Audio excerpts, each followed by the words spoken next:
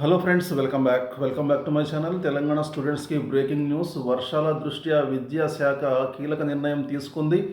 తెలంగాణ రాష్ట్ర వ్యాప్తంగా అన్ని విద్యా సంస్థలకి శనివారం అంటే ఈరోజు సెలవు ప్రకటిస్తున్నట్టు విద్యాశాఖ మంత్రి సబితా ఇంద్రారెడ్డి తెలిపారు. రాష్ట్రంలో భారీ వర్షాల దృష్ట్యా ఇప్పటికే గురువారం, శుక్రవారం విద్యా సంస్థలకి రాష్ట్ర ప్రభుత్వం హాలిడేస్ ప్రకటించింది.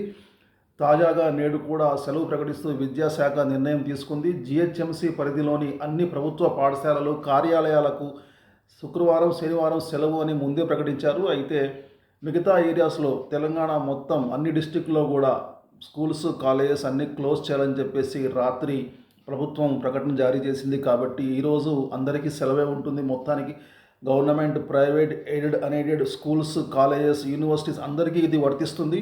దీనికి విరుద్ధంగా ఎవరైనా సరే ఈరోజు ఓపెన్ చేసినట్లయితే, కాలేజీలు కానీ స్కూల్స్ కానీ ఓపెన్ చేసినట్లయితే వాళ్ళ మీద మీరు కంప్లైంట్ ఇవ్వచ్చు. కామెంట్ బాక్స్లో తెలియపరచండి.